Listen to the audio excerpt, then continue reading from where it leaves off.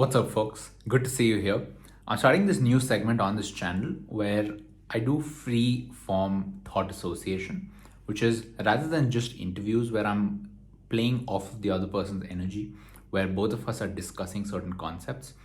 I want to try a little bit more of this type of format where I am talking directly to you. And these videos, I don't want them to be too scripted. So I just want to go off the top of my head and talk about certain things. So I hope you enjoy this session.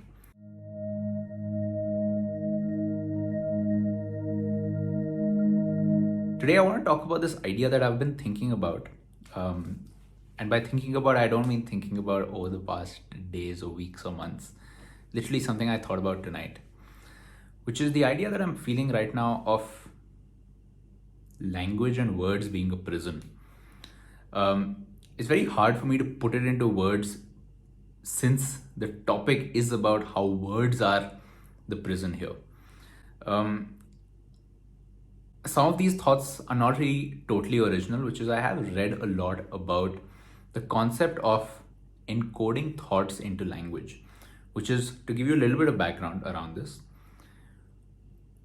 Language is not how information is stored, right? When I think about my, let's say, time from school, what I'm really thinking about is how that experience was.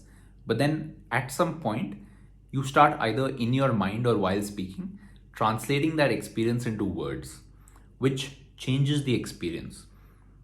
Because words are not the best way to communicate something.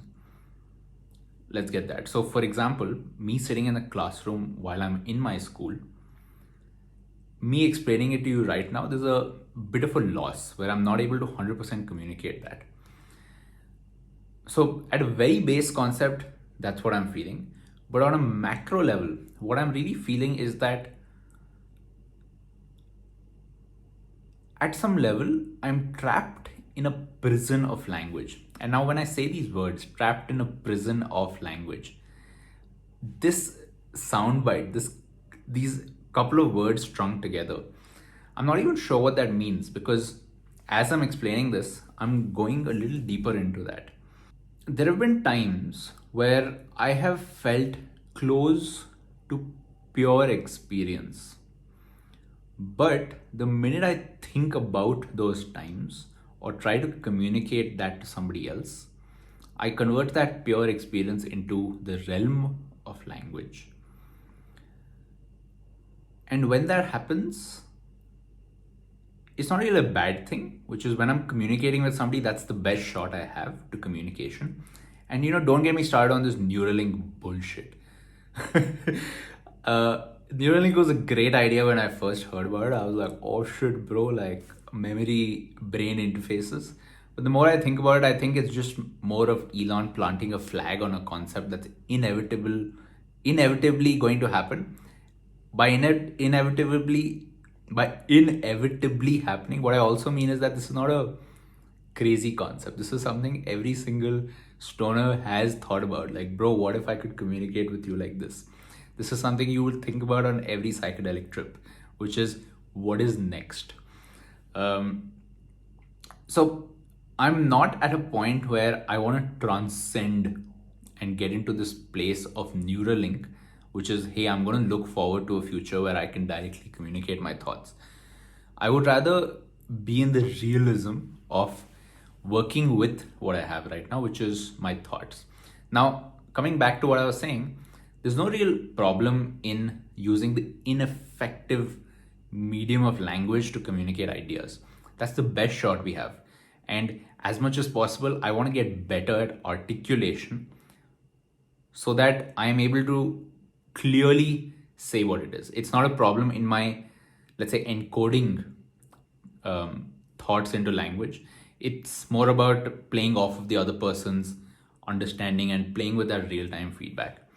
The problem, right, the idea of it being a prison, is that a lot of these thoughts become self-talk, which is when I'm thinking, I've recognized this sometimes, which is a lot of times I'm thinking in language. I'm thinking in English. I'm thinking in rarer, but I'm thinking in Hindi. And it's weird to me because if I'm thinking in a language, I am essentially creating a feedback loop where instead of the experience, I am narrating that experience. And I narrate that same experience a bunch of times, and it becomes an echo of what the original thought was, which leads me to losing some of that. I don't even know what to call it. That's the tricky paradox of this video, which is we're talking about the limitations of language.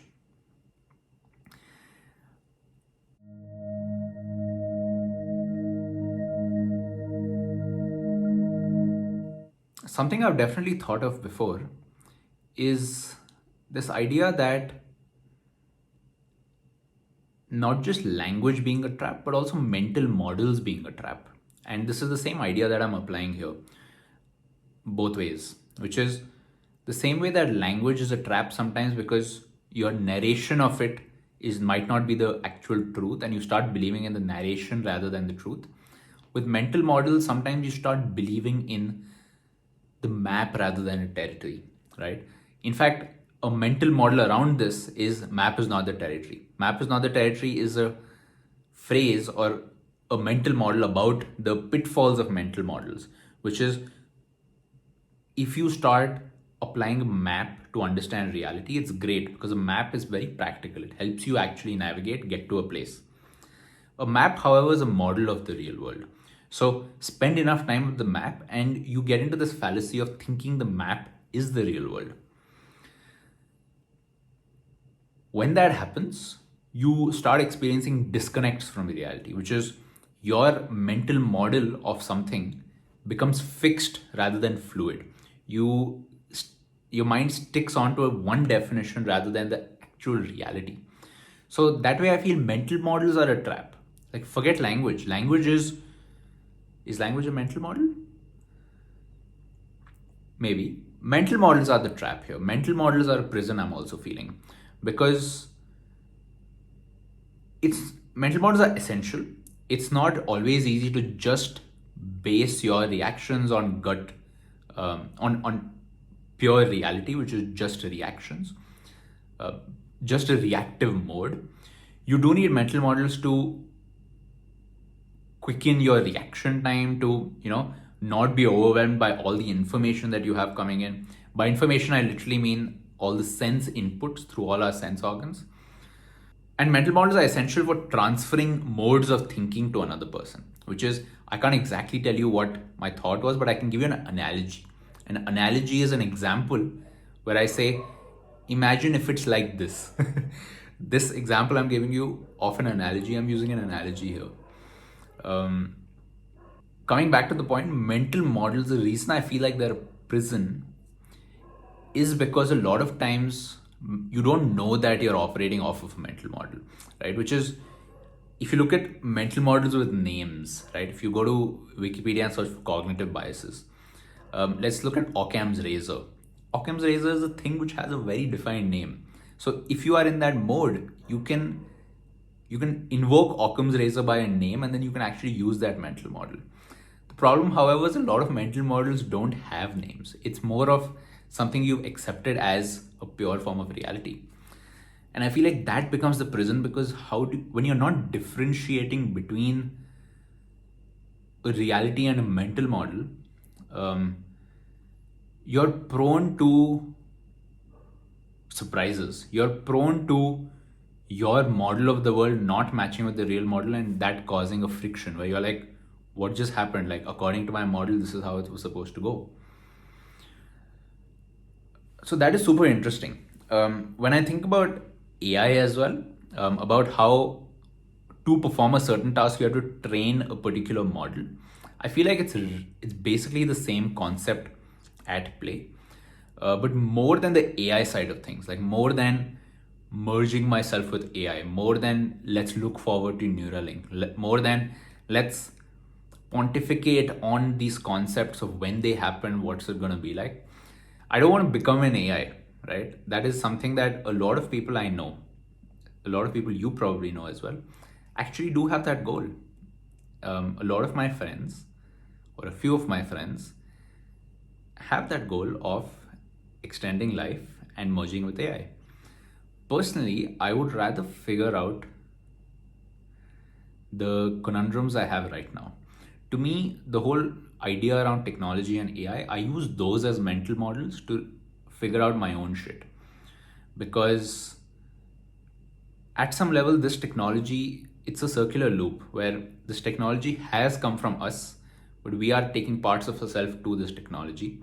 I don't know if that makes sense, but from this loop, when I look at AI, when I look at the implementation of AI, rather than the technology, I'm more interested in, hey, if this limited model of how we've created something can do a task that is a sliver of human experience or a sliver of human cognitive processing or a sliver of human consciousness. There's some part of humanity which is able to do a certain thing which was previously in the realm of humans. What about that can I use to understand myself better? So that was it for this video. I'm not really trying to make any takeaways here. This is just something I want to, just felt like recording. Let me know if something here connects with you, and I'll see you in the next video.